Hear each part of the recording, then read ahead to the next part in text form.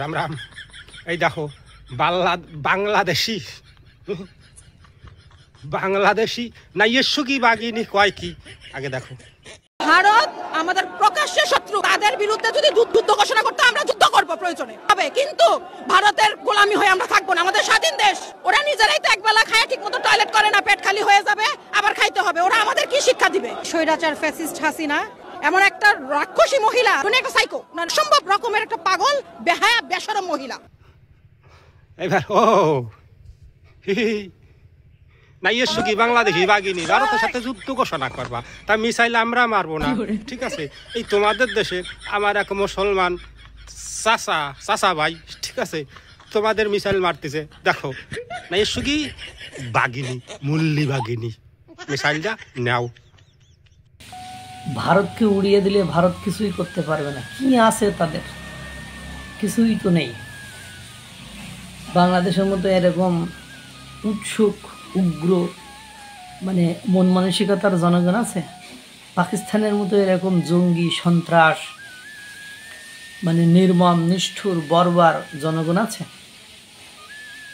কেমনে পারবে? বিশ্বের মানে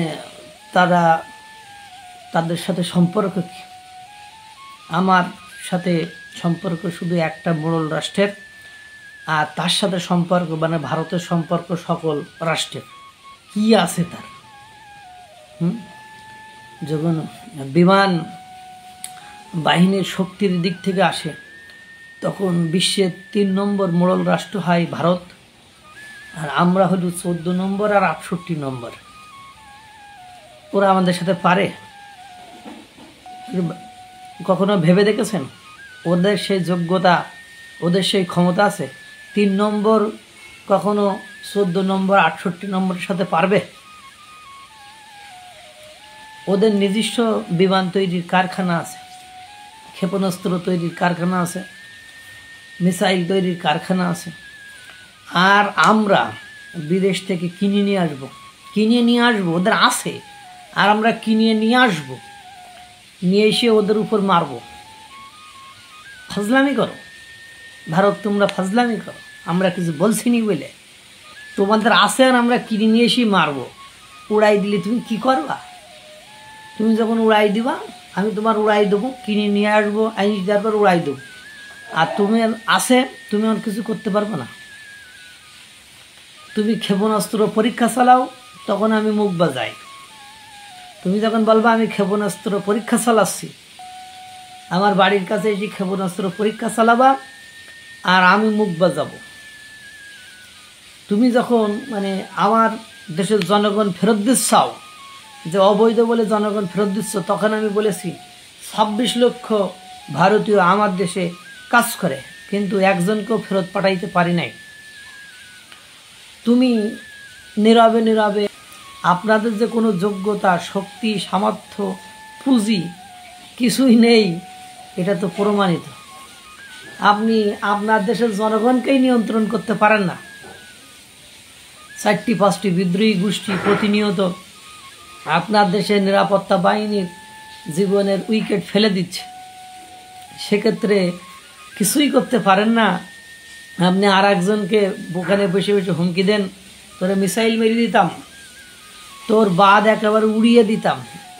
তা এখন আপনি যখন বলেছেন উড়িয়ে দেবেন, তো তখন ওরা সুন্দর করে বাদটা একটু খুলে দিয়েছে। উড়াই আর দেই নাই, আপনার উড়ানোর আগে ওরা একটুখানি খুলে দিয়েছে। এই খুলে দেওয়াতে আপনার 14 গোষ্ঠী ভাঁজ হয়ে গেছে। ঠিকই তো আছে, ভারতের আছেটা কি?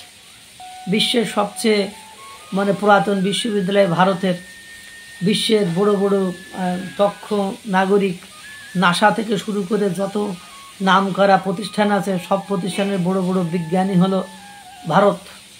মানে এদেরকে আমরা উড়িয়ে দেবো, এরা কিছু করতে পারবে না। এরা মিসাইল তৈরি করলে কী হবে? ওরা মিসাইল মারতে পারবে না, ওরা শুধু তৈরি করবে, মারবে। আর আমরা এখন মারার পরিকল্পনা করব, তারপর কিনবো, তারপরে মারব। এর মধ্যে ফাঁকা আওয়াজ দিয়ে কিছু মাইট টাইট খেয়ে নেব। এখন শালাই তোমরা বোঝো যে এই হুমকি ধামকির ফল। আমরা জেট ফাইটার কিনবো ভারতের মারার জন্য, কিন্তু ওর কতগুলো জেট ফাইটার আছে সেটা আমরা জানি না। আমরা কিনবো তারপর মারবো। আর ওদের আছে, আমরা বলেছি যে ও চিকেন নেক নিয়ে টানাটানি করব।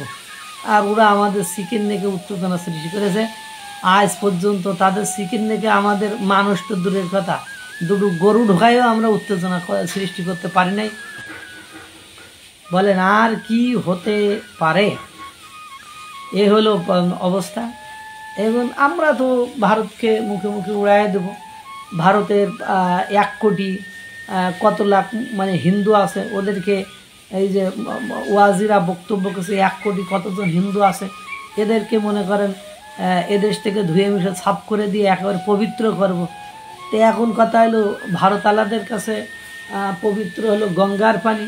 ভারতালাদের কাছে মানে যে গঙ্গার পানি পবিত্র, ওই গঙ্গার পবিত্র পানি দিয়ে ভারত যদি মনে করে এদেশের 20 কোটি মুসলমান আছে, এদেরকে খেদিয়ে আমরা গঙ্গার পানি দিয়ে ধুয়ে মুছে ভারতকে পবিত্র করব, তাহলে ওদেশের যারা সংখ্যালঘু 20 কোটি আছে তাদেরকে বাংলাদেশে পাঠিয়ে দিলে তখন কি করবেন?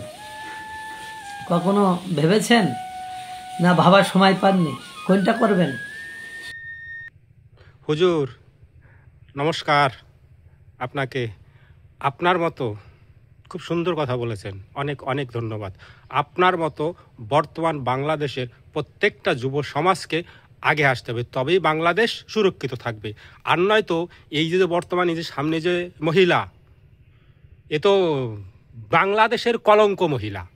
এরা চাচ্ছে বাংলাদেশকে পুরা গাজা বানাবার জন্য সাজিয়া উঠে পড়ে লাগছে। তা আপনাদের মতো ভদ্রলোক মানুষ যদি সামনে না আসে, বাংলাদেশ কিন্তু গাজা হতে টাইম লাগবে না। তার জন্য আপনাদের মতো যত ভালো ভদ্রলোক আছে সামনে নিয়ে আসুন, দেশকে বাঁচান, দেশের জনতাকে বাঁচান। ভালো থাকবেন। আমরা পড়শি দেশ, আমরাও আপনাদের ভালো দেখে আমরাও আনন্দিত থাকব। নমস্কার।